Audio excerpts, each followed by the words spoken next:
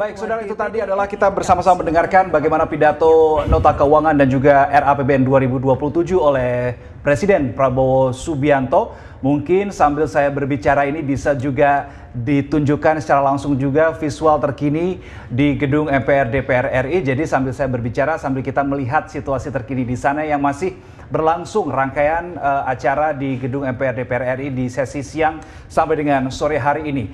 APBN, ada satu hal tadi yang saya garis bawahi yang disampaikan oleh Presiden Prabowo Subianto, di mana Presiden mengatakan bahwa APBN ini sama dengan alat perjuangan. Jangan sampai setiap nominal yang dianggarkan ini tidak untuk kepentingan masyarakat Republik Indonesia.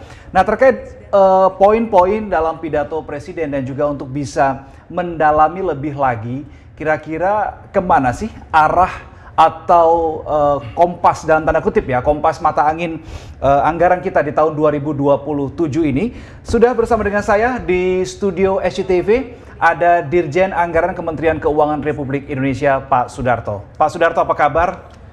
Baik, Mas Reno. Terima kasih sudah meluangkan waktu dan sudah nobar pidato Presiden Prabowo Subianto terkait dengan RAPBN 2027. Tadi sambil kami mendengarkan, saya juga melihat tadi Pak Darto sibuk nyatet, sibuk mencari begitu. Nah, saya juga sibuk mencatat gitu kan, mencatat pertanyaan untuk Pak Darto. Tapi begini, Pak, kalau kita mencoba membandingkan APBN tahun ini ya yang sedang berjalan 2026 dengan RAPBN 2027, sebetulnya apa perbedaan yang mendasar? Dan kalau kita membahasnya adalah apakah RAPBN 2027 ini sudah cukup kuat untuk menghadapi yang tadi disebutkan oleh Presiden terkait dengan ketidakpastian global? Terima kasih Mas Reno ya. Mungkin pertama-tama saya terima kasih ya sore ini diundang di studio SCTV. Ya. Tentunya APBN tahun 2027 memang ya didesain salah satunya dengan mempertimbangkan ketidakpastian global tersebut ya. Dari asumsi makro yang mendasarin postur APBN sampai dengan program-program prioritas pembangunan yang ada di dalam APBN tersebut. Ya, tadi secara luas Bapak Presiden sudah mengelaborasi ya, sebenarnya dari pagi tadi ya. Kemudian siang dan sore ini terkait dengan program-program utama di dalam RAPBN tahun 2027. Jadi in short sebenarnya APBN tahun 2026, RAPBN tahun 2027 itu merupakan satu rangkaiannya. Rangkaiannya begini. Kalau tahun 2026 ini topiknya kan adalah kedaulatan pangan. Tadi Pak Presiden sudah menunjukkan keberhasilan kita tahun ini. Energi dan ekonomi yang memberikan fondasi bagi kita untuk tumbuh lebih tinggi dan sejahtera lebih cepat di tahun 2027 nanti.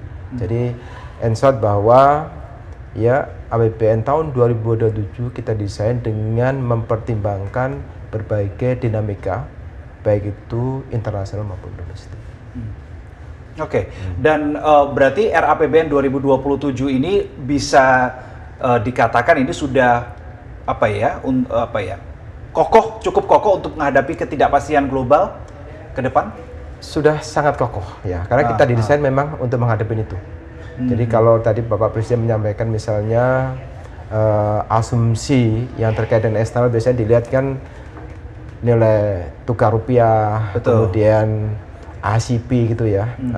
Itu sudah kita desain untuk memberikan cukup fleksibilitas dan cukup room bagi fiskal nantinya kalau itu nanti akan terjadi perubahan-perubahan secara dinamis. Seperti halnya tahun ini ya. Kalau Anda lihat tahun ini kan ICP ya kan awal tahun rendah naik, sekarang sudah mulai melandai lagi, tapi kita masih harus mengantisipasi perkembangan di Timur Tengah. Oke. Nah, terkait dengan ketidakpastian global ini, Pak Darto, yang concern yang saya sampaikan, yang saya berikan tadi adalah seperti yang Anda sampaikan terkait dengan nilai tukar rupiah dan juga terkait dengan harga minyak mentah atau ICP tadi yang juga kemarin April ini juga menjadi perbincangan hangat. Sampai-sampai SCTV juga harus berdialog dengan Menteri Keuangan Purbaya Sadewa. Nah, terkait rupiah, saya catat di sini nilai tukar rupiah tadi disampaikan asumsinya oleh Pak Prabowo Subianto ada di angka 17.500 per USD dan untuk ICP di angka 75 USD per barel. Nah, seberapa besar ruang yang tersedia untuk, karena ini kan yang namanya sekali lagi ketidakpastian global, dinamikanya ini, space-nya ini seberapa luas, Pak?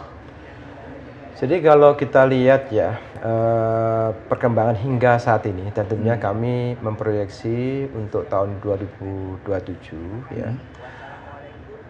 Di dalam diskusi kita dengan parlemen pada waktu kita membahas pokok-pokok kebijakan ekonomi makro ya, kita sepakatin antara 16.800 sampai dengan 17.500 ya, nilai tukar rupiah tersebut.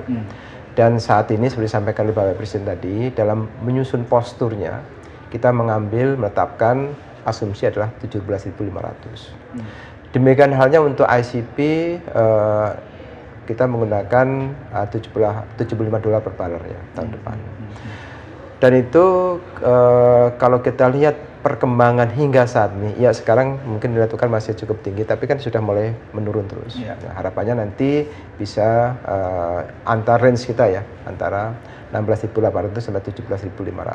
Itu nanti akan memberikan ruang pada kita, ruang fiskal yang lebih cukup untuk kita bermanuver untuk melakukan pembiayaan terhadap pembangunan. Demikiannya kalau misalnya ACP nanti, saat ini kan asumsi kita adalah 75 ya. Dan awal tahun lalu kan di bawah 70 ya. Kemudian naik sangat tinggi di atas 100, kemudian sekarang rata-rata di sekitar 80 ya. Harapannya nanti mungkin di bawah 75 lah. Mungkin 75 lah, ini artinya bahwa kita sangat konservatif ketika menetapkan asumsi makro kita di 75 dan tadi ya ACP-nya. Dan juga untuk nilai tukar adalah 17.500. Nah, 17.500 untuk nilai tukar rupiah. Kalau tadi Anda mengatakan range-nya kan ada di angka 16.800 sampai dengan 17.500. Ya. Nah, ini berarti asumsi nilai tukar di tahun 2027 17.500 ini berarti dipatok di, bisa saya katakan di batas maksimalnya. Asumsi itu kita ambil ya untuk memberikan ruang yang cukup, dan kita sangat konservatif ya melihat perkembangan dinamika hingga saat ini. Jadi bukan dengan mempertimbangkan banyak faktor ya, sehingga saat ini pada waktu kita menyusun postur ya pada posisi 17.500 tersebut. Kita lihat perkembangannya, dan tentunya kalau nanti pada akhirnya lebih rendah 17.500 tentunya akan memberikan ruang fiskal yang cukup bagi kita juga untuk lebih menambah pembiayaan pembangunan kita. Oke, baik. Itu tadi terkait dengan ketidakpastian global, terkait dengan perbedaan mendasar antara APBN 2026 yang sekarang running dengan RAPBN 2027 yang tadi baru saja disampaikan. Yang namanya R itu berarti masih belum ketok palu juga ya. Karena nanti juga masih, ini sudah bolanya lagi di DPR, nanti akan duduk bersama lagi dengan pihak pemerintah. Nah, berikutnya ini tadi pada saat berpidato, Presiden Prabowo Subianto juga menyampaikan sejumlah angka makro ya, begitu terkait dengan anggaran belanja di tahun 2027, ditargetkan ini mencapai 4.097,2 triliun rupiah. Kemudian pendapatannya, ini saya fokuskan di pendapatannya di angka 3.426. Tapi sayangnya tadi tidak didetailkan pendapatan ini terdiri dari apa saja, dan yang pasti dari tahun ke tahun pasti ada unsur perpajakan di situ. Nah, ini mungkin bisa didetailkan, Pak Darto. Untuk pendapatan di RAPBN tahun 2027, tadi seperti sampaikan Mas Dino tadi, totalnya ditargetkan 3.426. Itu sekitar 12,2% dari PDB ya. Oke, 12,2% dari PDB ya. Kemudian kalau kita lebih detail lagi ya, penerimaan perpajakannya itu adalah 2.591,4 atau 2.908 atau 10,4 dari PDB ya. Di situ penerimaan perpajakan ada pajak sendiri, ada pendapatan kepegawaian dan cukai ya. Kemudian penerimaan negara bukan pajak atau PNBP 517,4 atau 1,8 dari PDB, dan tentunya ada hibah di situ kecil ya, sekitar 0,7 lah triliun. Jadi kecil banget lah. Jadi intinya bahwa penerimaan pendapatan tahun depan kita targetkan tadi 12,2% dari PDB. Nah, perpajakan tadi khusus di perpajakan di angka 2.908 ya. 2.908 triliun. Nah, ini kenapa saya tanyakan soal angka spesifik angka pajak, karena ini nyambung dengan pertanyaan saya berikutnya, Pak Darto. Apa langkah konkret Kemenku terkait dengan upaya mengejar target penerimaan pajak ini tadi, 2.908 triliun ini, tapi jangan sampai nih menekan daya beli masyarakat, kemudian misalkan lewat perluasan basis pajak atau penegakan kepatuhan, bukan dari kenaikan tarif. Jangan sampai gini Pak, masyarakat nih curhatnya gini, aduh hidup udah berat, apa-apa sekarang dipajaki. Nah itu gimana Pak? Target atau langkah konkretnya Kemenku seperti apa? Jadi benar tadi sampaikan Mas Reno ya. Jadi memang strategi penembakan perpajakan tahun 2027 itu lebih bertumbuh pada peningkatan compliance, ya, kepatuhan perpajakan ya, dan juga peningkatan layanan, didukung oleh digitalisasi ya, Kortek maupun ke Bea Cukai ya. Oke. Ya. Jadi tidak tadi loh apa ada kenaikan tarif ataupun enggak lah. Dan semua ketentuan perpajakan itu selalu ada mulai dari undang-undangnya sampai dengan peraturan Menteri Keuangannya ya. Jadi tidak akan mungkin itu sekonyong-konyong gitu. Apalagi ini akan terkait dengan hajat hidup dan kepentingan kebutuhan seluruh masyarakat Indonesia.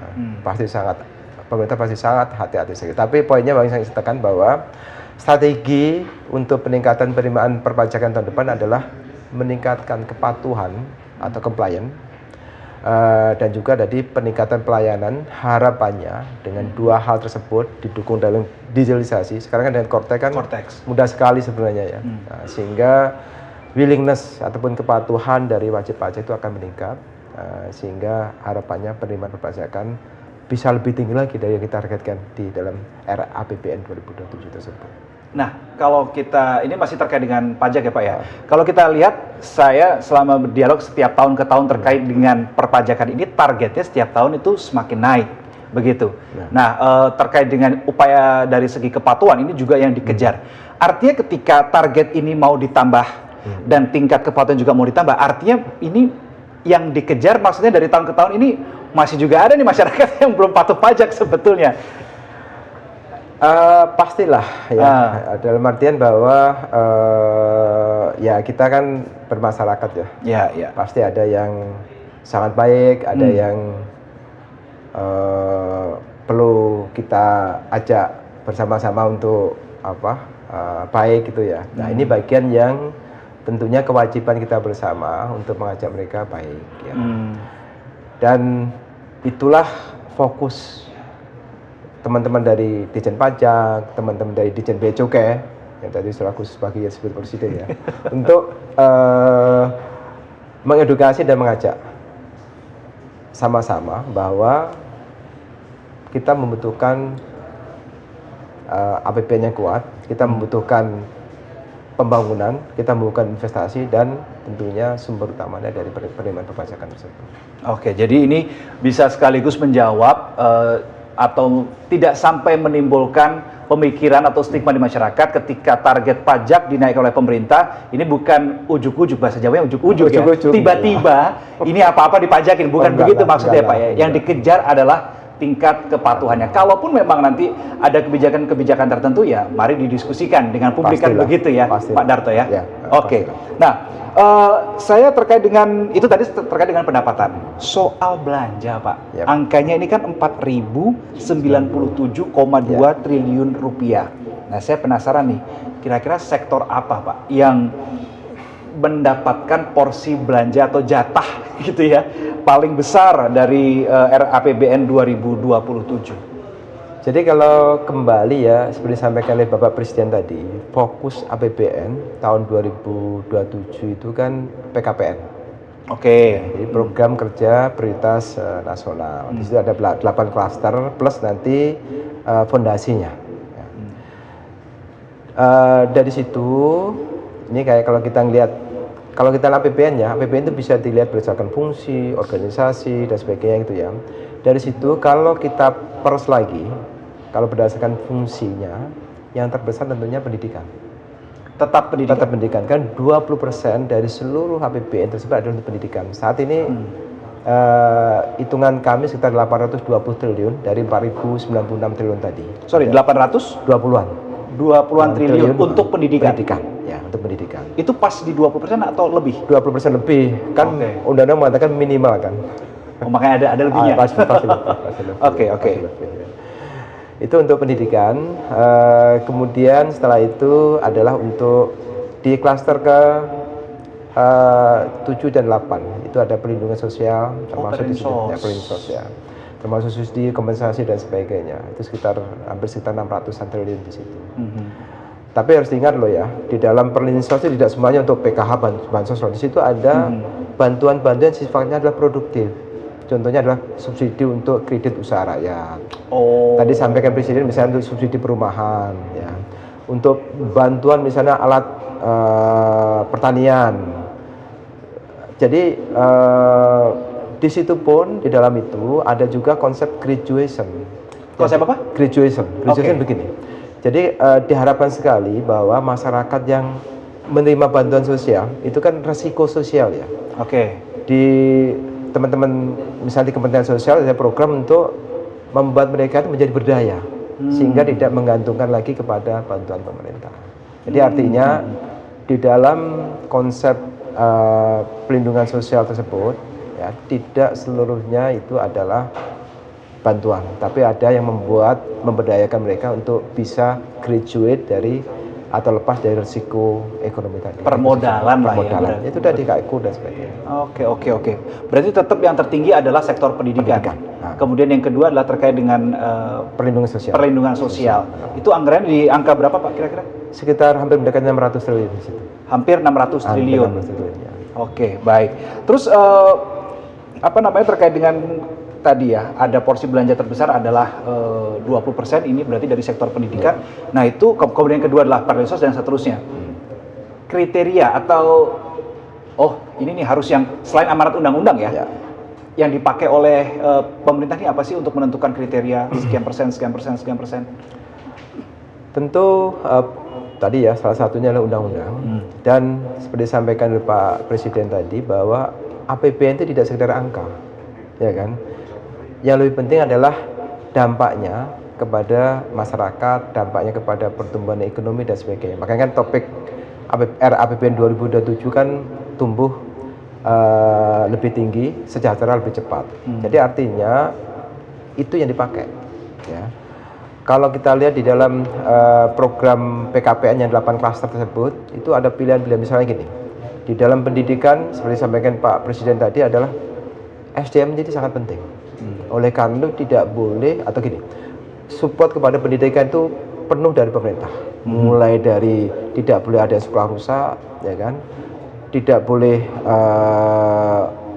kalau misalnya ada untuk mendorong kesetaraan kualitas pendidikan ada tadi kan IFP tadi flat panel.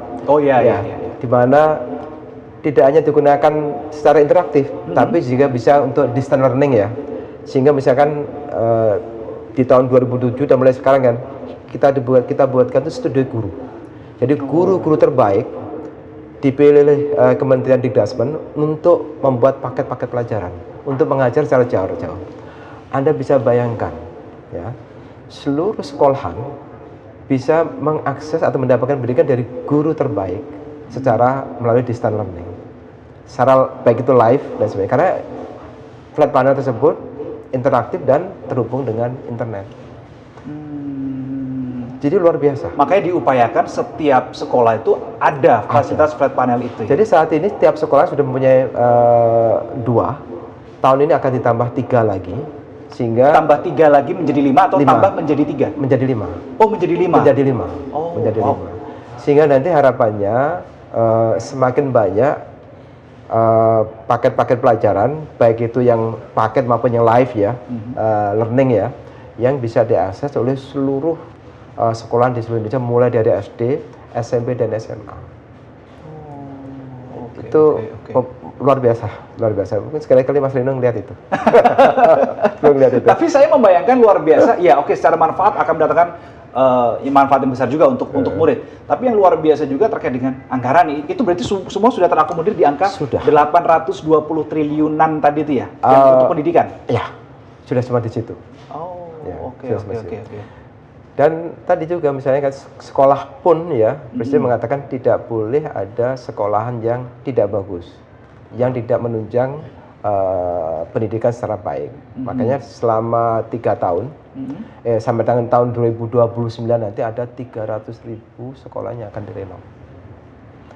Tahun ini targetnya. Renov itu berarti kan kalau definisi renovasi itu rusak menjadi Ada benar. kriterianya itu atau ada yang dibangun Tentu dari yang dibangun dari nol juga ada. Oh, Jadi ada yang kriteria dari yang rusak sedang, rusak berat dan sebagainya. Dibuat kriteria-kriteria oleh Kementerian Dikdasmen. Kemudian nanti uangnya dikirim di sana untuk dibangun secara swadaya oleh sekolahan. 300.000 sekolah. Sampai tahun 2029 nanti. Oh, sampai tahun 2029. Saya kira mau dikebut semuanya di tahun 2027. Anggarannya dan waktunya katanya nggak cukup. Waktunya kelihatannya akan Waktunya berat. ya. Waktunya akan berat. Tapi Pak, ngomong-ngomong soal anggaran pendidikan, ini menarik. Oke, anggarannya sudah 20% sesuai dengan amanat undang-undang begitu ya, 820 triliun.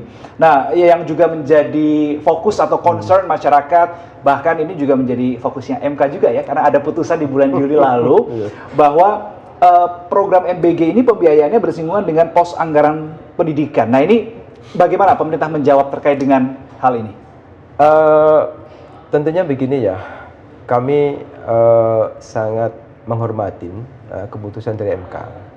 Dan dari keputusan MK itu juga disebutkan bahwa mungkin salah satu pertimbangannya, karena RUU APBN atau RAPBN tahun 2027 sudah hampir selesai, maka di dalam pertimbangannya adalah itu nanti akan mulai berlaku di APBN tahun 2028. Jadi artinya di tahun 2027 ini anggaran untuk MBG makan berisi gratis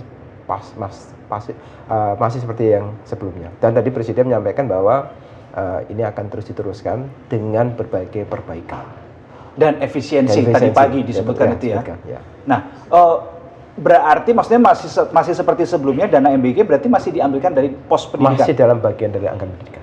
Ya. Berapa Pak angkanya kalau ini bisa masih disampaikan? kita diskusikan, nanti diskusi pasti bersama dengan DPR, nanti tunggu aja. Oh, karena masih di bolanya ini sudah diserahkan ke DPR, Nanti masih kita ada. pasti akan diskusi dari komisi terkait dan juga banggarnya DPR nanti. Berarti angka pastinya masih belum diketok palu nih ya Pak ya? Dari kita sih sudah dari pemerintah. Tapi nanti kan finalnya kan setelah kita diskusi dengan badan anggaran dan juga komisi terkait di DPR. Pertanyaan begini, ketika di tahun 2027 nanti dana MBG masih diambilkan dari pos pendidikan, oke, bagaimana ini tidak menggerus ya pos anggaran untuk pendidikan lain, misal kayak tunjangan guru, infrastruktur sekolah, ya tadi sudah disampaikan ya ada perbaikan. Oke, sekarang kita fokus tunjangan guru deh. Tunjangan guru tahun ini begini, di luar gaji pokok dan tunjangan melekat ya untuk guru, ada yang disebut dengan tunjangan sertifikasi guru. Oke.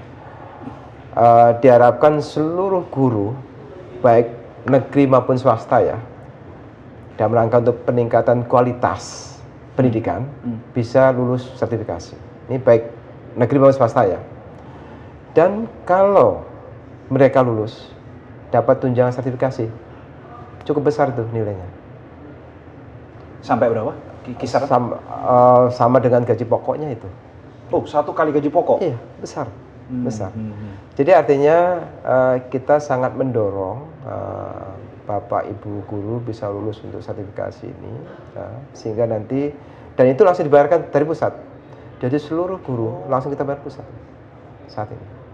Itu termasuk hal yang layanan kita beri kepada guru, jadi tidak lagi masuk ke dalam APBD, jadi langsung kita bayar langsung ke rekening guru. Itu sudah berjalan mulai tahun ini atau? Mulai tahun ini. Oh, sudah berjalan. Sudah berjalan. Makanya kita harapkan jumlah guru yang lulus sertifikasi terus meningkat, ya, sehingga nanti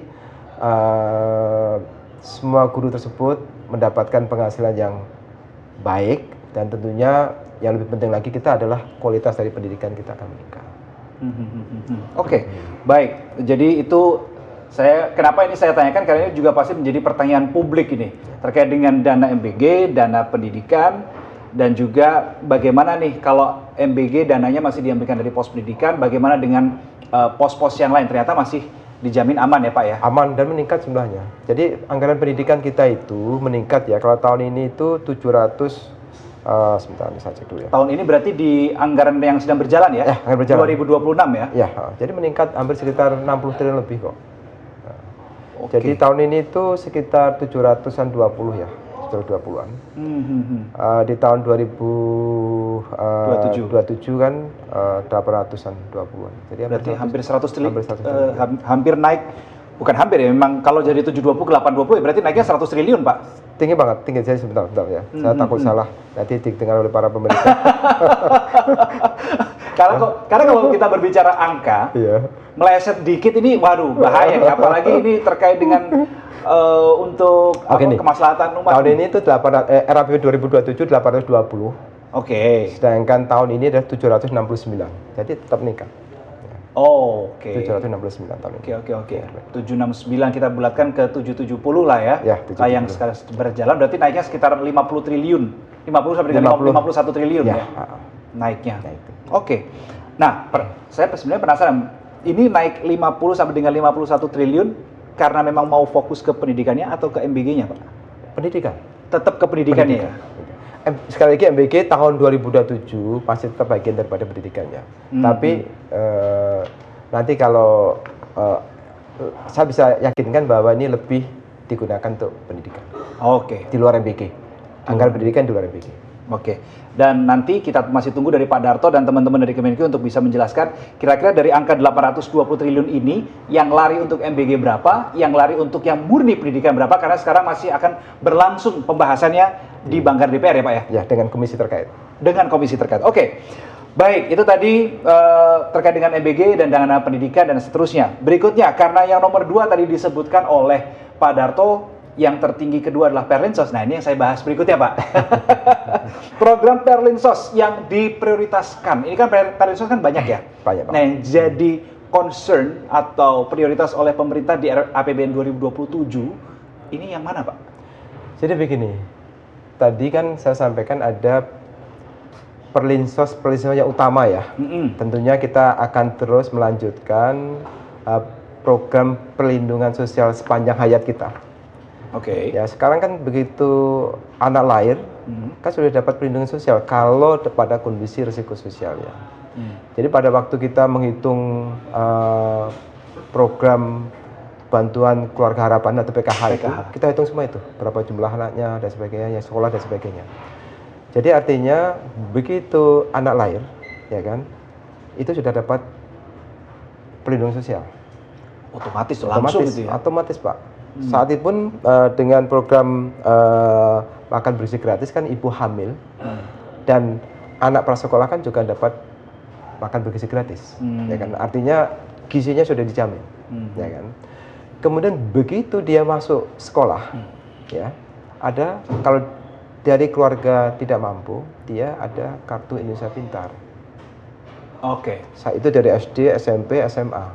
Begitu dari kuliah, kalau dia tidak mampu, dia ada kartu Indonesia Pintar kuliah, ya kan. Kemudian kalau dia juga berasal dari keluarga tidak mampu, dia asuransi kesehatannya, BPJS Kesehatan. Tadi Presiden menyampaikan 96,8 juta ditanggung oleh pemerintah, asuransi jaminan sosialnya, jaminan kesehatannya. Kemudian begitu dia lulus dan masih magang-magang, ada program magang nasional loh. Oh, yang sekarang lagi juga nih ya kan. Lalu tahun depan juga akan sama. Demikian lagi tadi Presiden pada pagi sudah menyampaikan juga SMK Global. Kita punya program tidak hanya untuk memenuhi kebutuhan tenaga kerja dalam negeri, tetapi juga luar negeri, ya kan.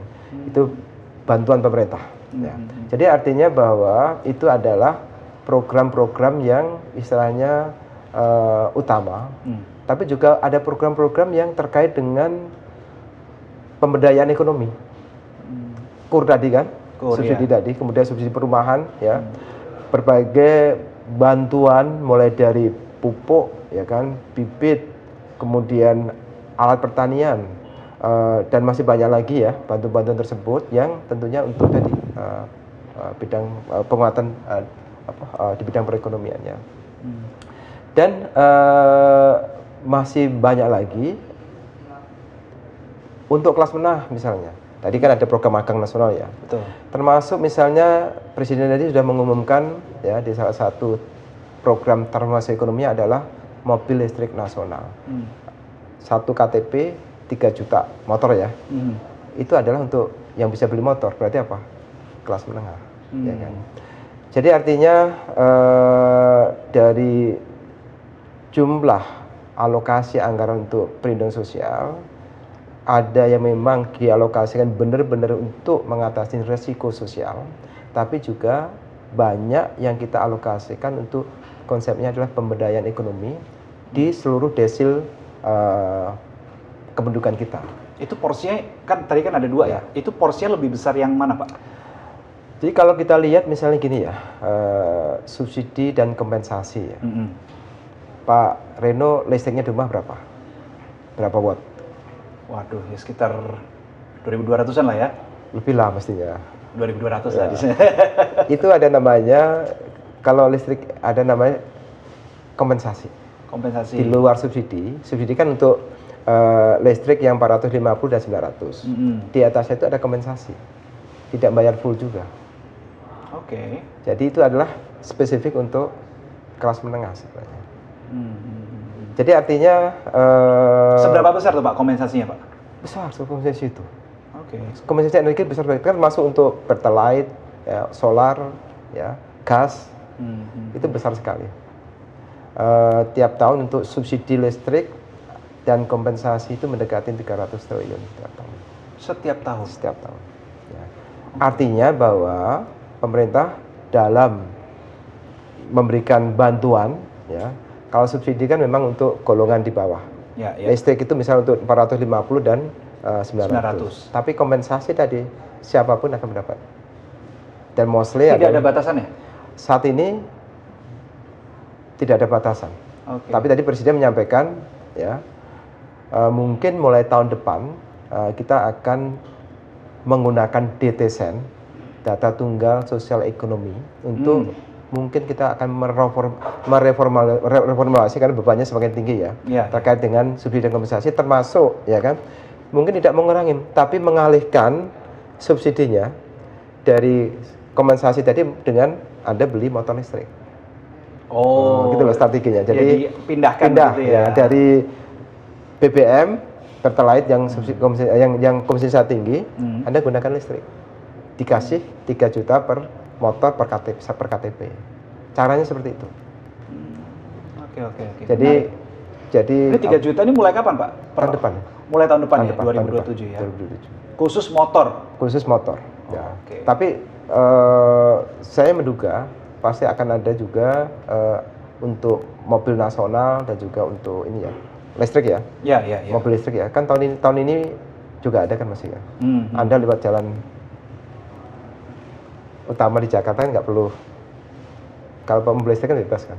Ganjil genap nggak ada. Nggak ada ganjil genap. Ada keistimewaan.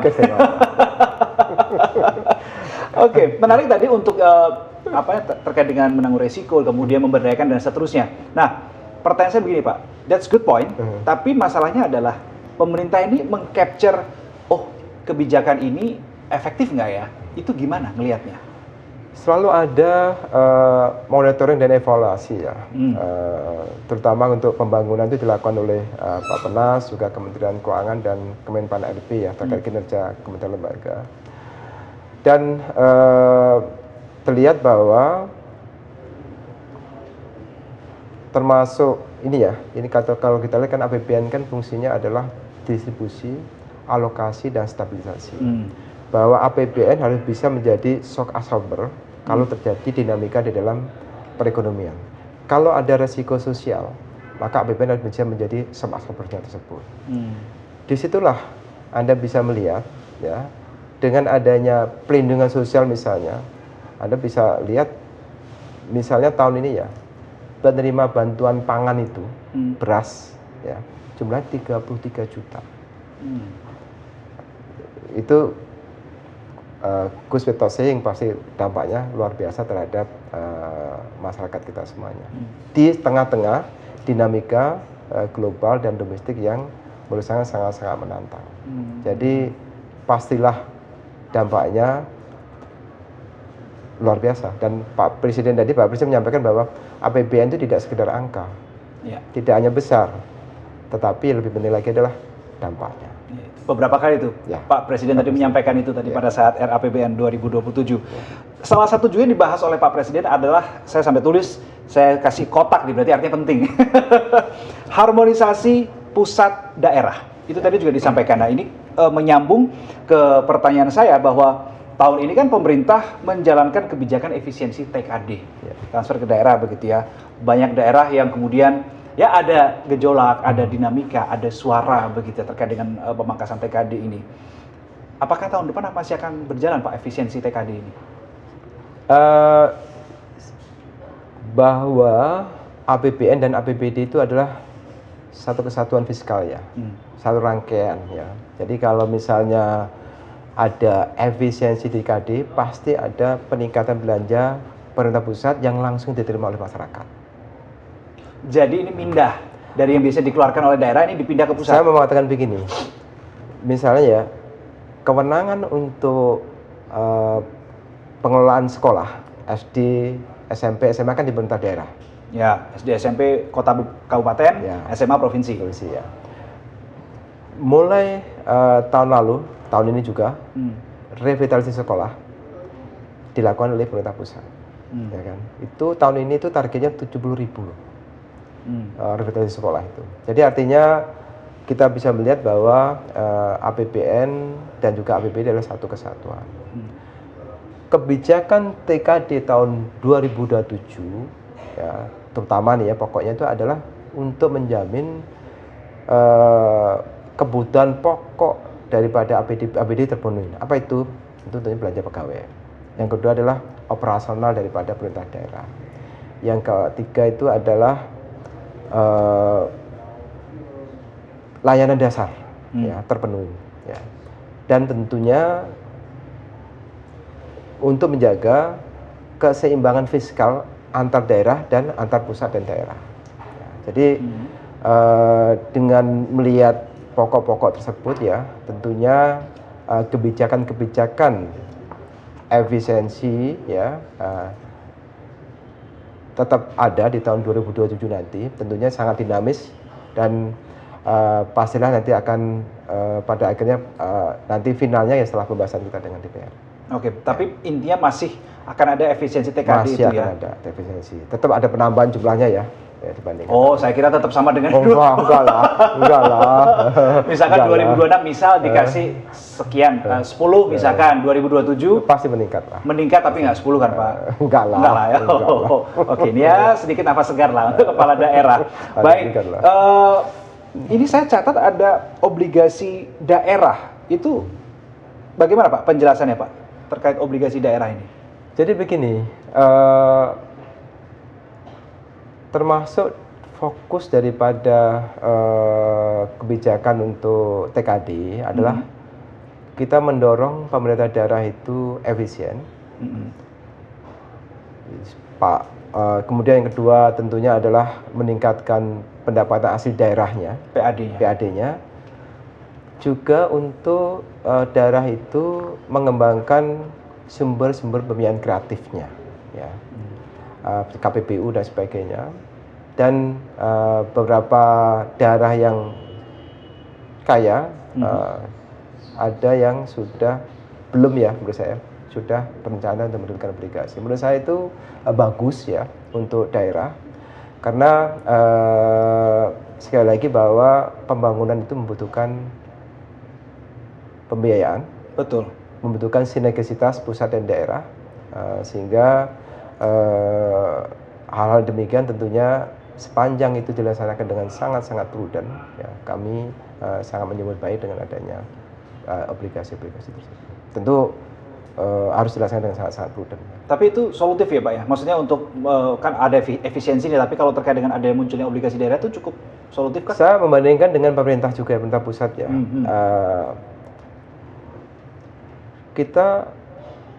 Saya kasih contoh misalnya Mas Reno aja. Ya. Boleh. Saya ini harus jadi contoh. Oke. Kalau termasuk saya juga ya. Oh, iya. Kalau saya tiba-tiba beli rumah sekian ratus juta saat ini, saya nggak bisa. Sama. Ya kan. Yang saya lakukan adalah pasti saya dengan pinjaman KPR. Ya. Bisa sampai dengan 20 tahun misalnya. Sehingga saya bisa membeli rumah dan setelah 20 tahun saya baru selesai pinjaman saya soalnya. Nggak terasa, ya kan? Tapi kalau menunggu 20 tahun lagi untuk bisa membeli rumah, kan nggak mungkin. Harganya udah beda lagi. Makin tidak mampu lagi. Jadi artinya bahwa sepanjang ya, ini sama antara pemerintah dan pemerintah daerah, sepanjang itu nanti didukung oleh tata kelola yang baik, didukung oleh PAD yang baik, ya, pastilah itu tentunya harus kita terus ini ya, kita terus lihat tata kelolanya, itu akan sangat berdampak baik bagi pemerintah daerah. Seberapa ini Pak, kalau diperkirakan ya, saya jadi tertarik ngomongin obligasi daerah nih. Nggak ada di pertanyaan saya soalnya, maaf ya, Mas Joko ini tiba-tiba ada pertanyaan tambahan nih, nggak apa ya. Obligasi daerah itu kira-kira untuk dari segi minat masyarakat, kira-kira akan menarik minat nggak? Masalah saya di Dirjen Anggaran, itu nanti pertanyaannya kepada Dirjen Pembiayaan. Bisa aja Pak Darto. Iya. Tapi itu salah satu hal yang tentunya ya bagi daerah menjadi suatu opsi. Tapi kita harus melihatnya harus didukung oleh tata kelola yang baik. Artinya apa? Ada jaminan PAD yang baik ke depannya. Tapi Kemenq terbuka untuk misalkan ada kepala daerah yang mau melakukan hal itu, kemudian untuk discuss, minta pertimbangan. Edian pasti pertimbangan dari Kementerian Keuangan. Oh, oke. Karena Edian pada akhirnya kan semua harus melihat risiko fiskal baik pusat maupun daerah. Baik, hal lain tadi juga yang disinggung dan juga menjadi kita tahu bersama, ini salah satu program andalan dari pemerintahan Prabowo Gibran adalah sekolah rakyat nih Pak. Balik lagi saya ke pendidikan nih. Nah, terkait dengan sekolah rakyat, saya juga pengen tahu Pak, penasaran di tahun 2027 berapa anggaran yang disiapkan nih untuk sekolah rakyat dan bagaimana Kemenq memastikan komitmen anggaran pendidikan 20% tetap terjaga di tengah bertambahnya program prioritas yang baru ini? Ya, untuk sekolah rakyat ya tentunya melanjutkan program-program yang saat ini ya sudah dilakukan. Tadi Pak Presiden sudah menyampaikan tadi ya. Dari sekolah rakyat yang saat ini yang sudah beroperasi ya 180-an ya. Tentunya di dalam anggaran program pendidikan terhadap ini ya, tidak hanya sekolah rakyat tapi juga ada sekolah Garuda terintegrasi ya. Dan itu harapannya untuk memberikan kesempatan yang sama kepada seluruh masyarakat Indonesia untuk ikut tadi menikmatin pendidikan. Jadi contohnya begini ya, belum tentu ini kalau contoh saya Mas Reno ya, Mas Reno bisa mengakses pendidikan yang bagus, ya kan. Tapi kalau teman-teman dari keluarga prasejarah tersebut, ya, dia tidak bisa mengakses pendidikan bagus, pada akhirnya mungkin ada begitu lulus dari sekolah ya, kemungkinan dengan kemampuan dan skill yang lebih rendah. Sehingga pada waktu nanti berkompetisi untuk pendidikan lanjutannya atau di dunia kerja, tentunya tidak akan lebih baik dibandingkan dengan yang mendapatkan pendidikan tinggi. Sekolah rakyat tersebut sangat bagus sekali sehingga semua masyarakat Indonesia mendapatkan kesempatan yang sama, sehingga pada akhirnya akan berkompetisi dengan ya level playing field-nya samalah ya dengan kita semuanya. Dan pagi tadi kan Pak Presiden juga menunjukkan beberapa yang berprestasi dari sekolah rakyat. Luar biasa banget menurut saya. Oke, baik. Terakhir Pak Darto, ini juga ramai di pemberitaan sebelum Pak Prabowo ini berpidato terkait dengan RAPBN adalah, dan juga diberitakan, terkait dengan utang pemerintah. Nah, ini kan yang mencapai 10.293 triliun rupiah. Nah, ini menjadi concern bagi masyarakat. ini pemerintah kira-kira bayarinnya gimana ya gitu loh. Nah ini kan terkait dengan manajemen anggaran juga sebetulnya. Ini bagaimana Pak Darto menjawabnya? Yang pertama sama sampaikan tadi ya, kalau kita memang ya ingin membangun ya, kan tidak mungkin kita menunggu 20 tahun lagi untuk bisa beli rumah tadi ya. Jadi artinya kita perlu mendapatkan sumber pembiayaan selain pajak ya, untuk bisa tadi membangun rumah tadi. Pemerintah tentunya sangat memahami itu dan terus menjaga disiplin fiskal. Tadi di kita kan kalau di Undang-Undang Keuangan Negara itu utang maksimal itu 60% dari PDB. Ya. Juga defisit adalah maksimal 3% dari PDB. Kita masih jauh banget itu. Ya, masih jauh banget. Utang 10.000 ini berarti kisaran 10.000 triliun? 40-an persen lah. 40% dari PDB ya? 40% PDB, 41% lah mungkin dari PDB itu ya. Dan itu masih jauh kalau dibandingkan dengan banyak negara maju yang sudah di atas 100% daripada PDB tersebut. Jadi artinya kita sangat menjaga disiplin fiskal, kita sangat menjaga sustainability daripada fiskal kita. Dan tadi salah satunya tadi Pak Presidennya juga menyampaikan kepercayaan daripada investor yang dari S&P, kemudian dari yang luar biasa yang dari China tadi ya, triple A dan stabil lagi. S&P tadi triple B ya? Triple B stabil, kemudian yang dari Laihan tadi kan ada triple A juga. Triple A dan stabil. Itu untuk pandang pun kita. Jadi artinya bahwa investor sangat percaya bahwa kita mengelola fiskal itu dengan sangat prudent, sangat hati, dan tentu disiplin fiskal itu adalah sesuatu yang tidak bisa kita negosiasikan. Oke, disiplin ini punchline di akhir, disiplin fiskal tidak bisa menjadi hal yang dinegosiasikan karena ini adalah suatu kewajiban yang memang harus dilakukan. Baik, Pak Sudarto, Dirjen Anggaran Kementerian Keuangan Republik Indonesia, terima kasih sudah berdiskusi bersama dengan kami. Nanti setelah bersama dengan DPR ketok palu, dialog lagi Pak kelihatannya Pak. Boleh. Saya nanti WA ya Pak ya. Oke baik, terima kasih Pak Darto. Dan saudara, itu tadi adalah rangkaian terkait dengan pidato Presiden Prabowo Subianto terkait dengan rencana anggaran 2027 dan sudah kita kuliti, kita sudah bahas secara spesifik bersama dengan Dirjen Anggaran Kementerian Keuangan Republik Indonesia. Tugas masyarakat, tugas saya, ayo kita kawal bersama supaya apa yang sudah dicanangkan, dipasang target dan programnya oleh pemerintah ini bisa berjalan dengan optimal. Saya Reno Reksa mengucapkan terima kasih atas kebersamaan Anda. Sampai jumpa. Salam SCTV.